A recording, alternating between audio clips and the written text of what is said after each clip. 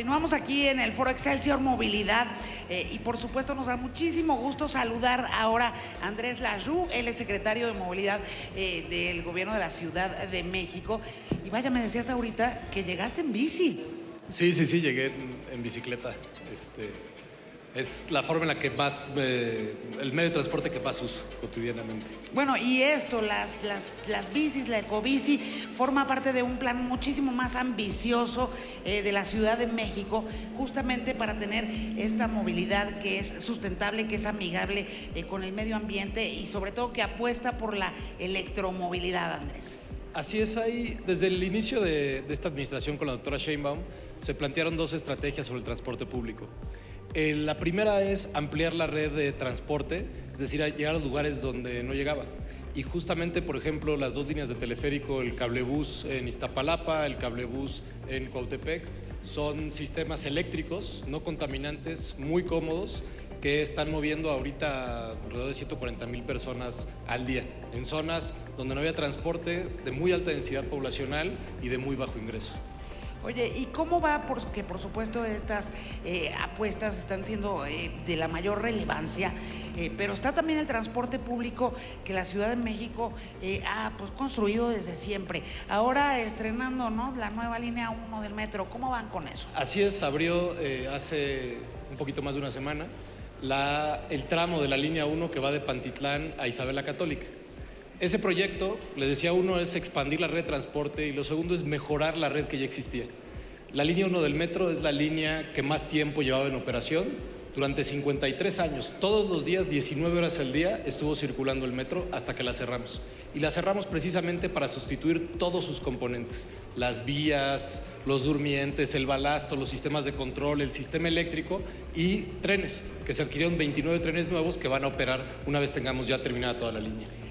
Y después de la línea 1, ¿hay planes para las líneas que faltan? Bueno, hay un programa, digamos, dentro del metro que es bastante, es importante seguir, que tiene que ver justamente con la obsolescencia de ciertos equipos. El primer proyecto importante que hizo esta administración del metro fue la construcción de una nueva subestación eléctrica, porque ese era el componente más viejo que tenía el metro. Es una inversión de 4.500 millones de pesos, es una subestación eléctrica que le podría dar electricidad a Villahermosa o a Celaya o a Saltillo. Es un proyecto muy grande. Después la línea 1 y pues simplemente por edad seguirían las líneas 2 y 3.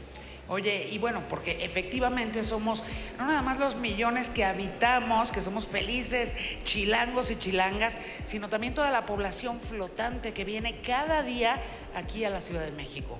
Sí, utiliza el transporte. Claro, en la público. zona metropolitana del Valle de México tenemos 22 millones de viajes que se hacen al día. Gente que viene del Estado de México, gente que está en la Ciudad de México y se suben al transporte público en la Ciudad de México. Justamente, por ejemplo, el Metrobús tiene sus principales conexiones en Pantitlán, en Indios Verdes, en Tenayuca, en Tepalcates, que es en la frontera con el Estado de México y realmente es un servicio metropolitano el que da la ciudad. Oye, también se ha hecho una apuesta en esta administración, en este gobierno, se ha hecho una apuesta muy importante por la electromovilidad, es decir, han invertido también mucho en transporte público eléctrico.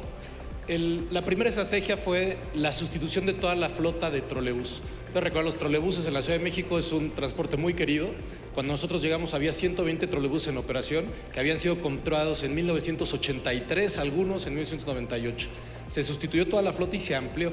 Ahorita tenemos casi 450 trolebuses nuevos operando, algunos de ellos articulados, y se hizo el trolebús elevado, que es en el eje 8, también en Iztapalapa, que está moviendo alrededor de 100,000 personas al día. Adicionalmente, tenemos la primera línea de Metrobús eléctrica. La línea 3 de Metrobús tiene autobuses articulados de 18 metros de baterías. No hay otros autobuses así en el mundo con esas características. Somos la primera ciudad que tiene un BRT de 18 metros eléctrico. Entonces también ahí la Ciudad de México se adelantó todo lo que podía en términos de electromovilidad. Porque en efecto no va a haber ciudad que no tenga, o sea, no es que quiera o no quiera, sino que no tenga que apostar por estas estrategias de electromovilidad. Es decir, qué bueno que ya empezó la Ciudad de México, ¿no? Este camino. Y es importante recordarlo, para los retos que tiene el mundo, las ciudades, en términos de cambio climático, de emisiones contaminantes, no hay nada más eficiente que el transporte público. Es el modo de transporte que más gente mueve a un menor costo y con menores emisiones. Entonces tenemos que tener un buen transporte de buena calidad y aparte que sea no contaminante para que más personas opten por el transporte público en vez de los autos particulares. Bueno, y mientras ese momento llega aquí en la Ciudad de México, lo cierto es que también se ha apostado para que el transporte particular y privado también transite a la electromovilidad, ¿no? Tenemos, digamos, el ritmo de adopción es un poco más lento en el caso de los autos particulares, pero sobre todo estamos ofreciendo opciones. Es lo que la gente tiene que tener, es alguna posibilidad de, si no va a usar su auto particular, puede usar la bicicleta, que es no contaminante, que es saludable, o por supuesto puede usar el transporte público, que también es no contaminante en muchos de los casos, e incluso en los casos donde es de combustión interna el transporte público es más eficiente que los autos particulares. ¿Cómo ves tú que eres secretario de Movilidad, Andrés? Digamos, si pudieras sacar ahorita una varita mágica y decir, bueno, yo voy a resolver en este momento este y este tema en la Ciudad de México, ¿cuáles serían las 3 prioridades en el terreno de la movilidad para la ciudad todavía pendientes? Transporte público y transporte público.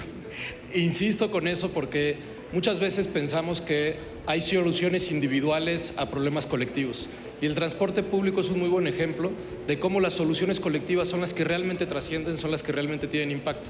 La Ciudad de México tiene el beneficio de alguna forma de que la mayoría de la gente se mueve ya en transporte público. Entonces el reto es que ese transporte público sea de buena calidad, sea asequible y sea no contaminante. Con eso vamos a mantener la distribución que tenemos de que más gente use transporte público que autos privados, pero también incrementar el número de gente que use transporte público. Entonces, por eso creo que es el reto más importante y la meta más importante. Y conectar a los usuarios a través de una tarjeta ha sido pues una de las ideas más efectivas, ¿no? Aquí en la Ciudad de México.